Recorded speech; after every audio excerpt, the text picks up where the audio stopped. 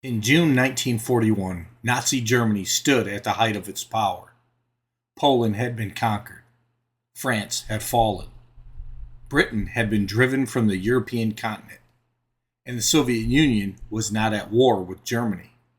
In fact, the Soviets had been supplying Germany with valuable commodities and energy. Then Adolf Hitler made the greatest military gamble of his war. In the early morning hours of June 22nd, 1941, German forces invaded the Soviet Union. At first, the decision appeared almost brilliant. German armies surged eastward.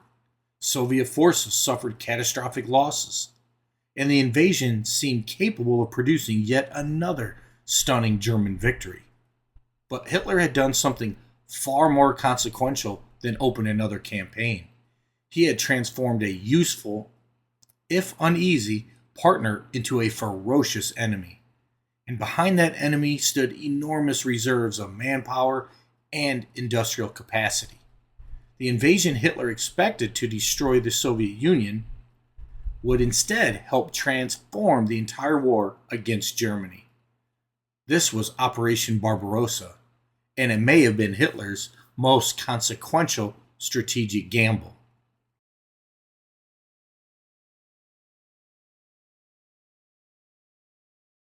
To understand why Barbarossa mattered so much, we have to begin with Germany's position before the invasion.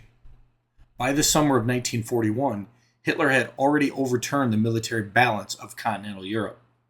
The campaign in Poland had demonstrated the effectiveness of fast-moving German forces operating with armor, aircraft, infantry, and mechanized formations. Then came the attack in the west. France and the Low Countries were overwhelmed during Fall Gelb, while the British Expeditionary Force was driven toward the English Channel and evacuated from Dunkirk. Germany's success forced other nations to reconsider how they would fight, or risk the same fate as France. But one major enemy remained undefeated. Great Britain was still in the war. And to Germany's east sat the Soviet Union. The relationship between Berlin and Moscow was never a natural partnership. But before Barbarossa, the Soviet Union was nevertheless an important supplier of commodities and energy to Germany. Hitler chose to destroy that relationship. On June 22nd, 1941, Germany invaded the Soviet Union. The scale of the gamble was extraordinary. Germany was opening an immense new land war while Britain remained undefeated. Yet Hitler expected the Soviet state to collapse under the force of the attack. There was reason for German confidence. Germany's recent campaigns had produced extraordinary victories. The Soviet military, meanwhile, was about to be caught badly unprepared. Warnings of the coming German attack had reached Joseph Stalin from outside the Soviet Union and from his own intelligence services. As has been written, Stalin, quote, ignored the warning from the West as well as his own intelligence services, end quote. The consequences would be catastrophic. German forces crossed the frontier against an opponent whose leadership had failed to act decisively on the danger immediately before it. And for a time, Hitler's gamble appeared to be working. The opening phase of Barbarossa produced some of the most dramatic German advances of the war. Soviet soldiers and civilians suffered on an enormous scale. German forces drove deep into Soviet territory, and the apparent momentum of the invasion reinforced the belief that another enemy might soon collapse. But operational success and strategic success are not the same thing. Germany could win enormous victories in the field and still fail to achieve the fundamental purpose of the invasion. The Soviet Union did not collapse. That single fact changed everything. Every mile the Germans advanced carried them further into an immense country. Every Soviet formation destroyed had to be measured against the Soviet Union's ability to continue putting men and material into the struggle. And every month that the war continued moved Germany farther away from the short campaign it needed. Before June 1941, the Soviet Union had supplied Germany. After June 1941, Hitler had forced the Soviets firmly into the Allied struggle against him. The invasion therefore did more than create another front. It altered the strategic balance of the entire war. Germany now faced a continental opponent possessing immense human and industrial resources. And those resources did not have to defeat Germany immediately. They only had to survive long enough to make Hitler's gamble fail. This is what makes Barbarossa so important. The German offensive could look victorious on a map while becoming strategically more dangerous with every month the Soviet Union remained in the war. Hitler had gambled on destroying his opponent quickly. Instead, he had begun a war of endurance against an enemy with enormous capacity to endure. Once the Soviet Union survived the initial German assault, the meaning of Barbarossa began to change. The question was no longer simply how far Germany could advance. It was whether Germany could sustain a massive Eastern war against an opponent that had refused to disappear. The human cost was staggering. Millions of Soviet soldiers and civilians would die during the invasion and the wider war that followed. German forces would also be consumed on a scale unlike anything they had experienced in the campaigns that produced Hitler's earlier victories. And the Soviet Union became one of the central military powers fighting Nazi Germany.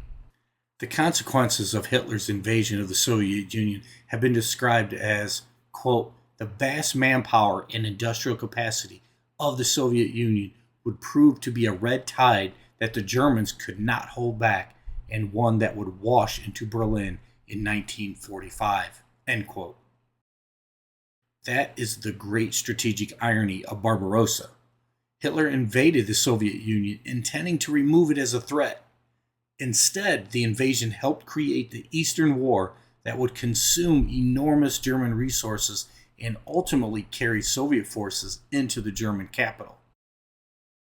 This does not mean Barbarossa alone explains Germany's defeat. Britain remained in the war. The United States would enter the conflict later in 1941. Germany faced increasingly powerful enemies in a widening global war. But Barbarossa fundamentally worsened Germany's strategic position. Hitler voluntarily opened an enormous new front against a state with vast manpower and industrial potential before the war in the West had been resolved. The early German victories were real. So were the enormous Soviet losses. But neither produced the political and strategic collapse Hitler required. Germany had won battles. It had not won the war it had just created. Operation Barbarossa is often remembered through its enormous armies, sweeping advances, brutal fighting, and staggering casualties. But beneath all of that lies a decision. In June 1941, Hitler chose to turn east. He attacked a Soviet Union that had been supplying Germany with valuable resources. He did so while Britain remained undefeated. And he gambled that the Soviet state could be destroyed before the enormous risk of a prolonged Eastern War became reality. For a time, events appeared to justify that confidence. German forces advanced. Soviet armies suffered terribly. And another spectacular victory seemed possible. But the Soviet Union survived. And once it did, the logic of the campaign changed. Hitler had not eliminated a future enemy, he had activated one. The Soviet Union's manpower and industrial capacity were now committed to a war that Germany itself had begun. 4 years after Barbarossa opened, Soviet forces were in Berlin. That does not make the invasion the single cause of Nazi Germany's destruction. History rarely gives us outcomes that simple. But it does make Barbarossa one of Hitler's most consequential strategic decisions. It was a gamble built around a rapid victory. When that victory failed to arrive, Germany was left fighting the enormous war in the East that Hitler had chosen to create. And the enemy he intended to destroy would become one of the powers that destroyed his regime. I'm Michael Stroud, and remember, history matters because people matter. Thank you so much for watching. If you enjoyed this episode, I'd appreciate it if you would like the video, subscribe to History with Michael Stroud, share it with someone who enjoys history, and leave a comment below. Every like, comment, and share helps more people discover the channel and allows me to continue bringing these stories to life. I release new history documentaries every Tuesday, Thursday, and Sunday, so be sure to click the notification bell so you never miss a new episode. For more historical articles, speaking information, and my latest research, please visit michaelgstroud.com.